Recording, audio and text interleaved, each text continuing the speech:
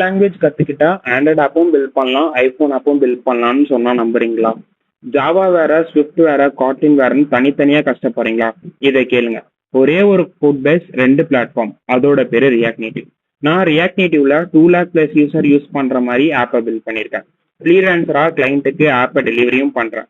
So practical எக்ஸாம்பிள்ல சொல்றேன், theoretical இல்லை. React நேட்டிவ்ல நீங்க ஜாவாஸ்கிரிப்ட் தெரிஞ்சா போதும். ஃபேஸ்புக் தான் இதை கிரியேட் பண்ணுச்சு. இன்ஸ்டாகிராம், பிளிப்கார்ட், ஸ்விக்கி எல்லாமே ரியாக்ட் நேட்டிவ்ல தான் ரன் ஆகுது. ஒரே கோடு எழுதுங்க, ஆண்ட்ராய்ட்லயும் ரன் ஆகும், ஐஓஎஸ்லயும் ரன் ஆகும். கம்பெனிக்கு பாதி காஸ்ட், ஆனா டெவலப்பருக்கு டபுள் தி ப்ராஃபிட். இதுல ஹார்ட் ரீலோட் இருக்கு, கோட் சேஞ்ச் பண்ண இன்ஸ்டன்டா போன்ல ரிசல்ட் பார்க்கலாம். நேட்டிவ் பெர்ஃபார்மன்ஸ் கிடைக்கும், கம்யூனிட்டி சப்போர்ட்டும் ரொம்ப அதிகம். ஃப்ளட்டர் நல்லதுதான், ஆனா ஜாப் மார்க்கெட்ல ரியாக்ட் நேட்டிவ் டிமாண்ட் ரொம்ப அதிகம். லிங்க்டின்ல நீங்க போய் செக் பண்ணி பாருங்க, உங்களுக்கே தெரியும். 2026ல மொபைல் ஆப் டெவலப்மெண்ட் கத்துக்கணுமா? ரியாக்ட் நேட்டிவ்ல ஸ்டார்ட் பண்ணுங்க. இந்த வீடியோ சேவ் பண்ணுங்க, கமெண்ட்ல ஃபுல் ரோட் மேப் வேணும்னு கேளுங்க. நான் உங்களுக்கு ஃபுல் ரோட் மேப்பை ஷேர் பண்ணி விடுறேன்.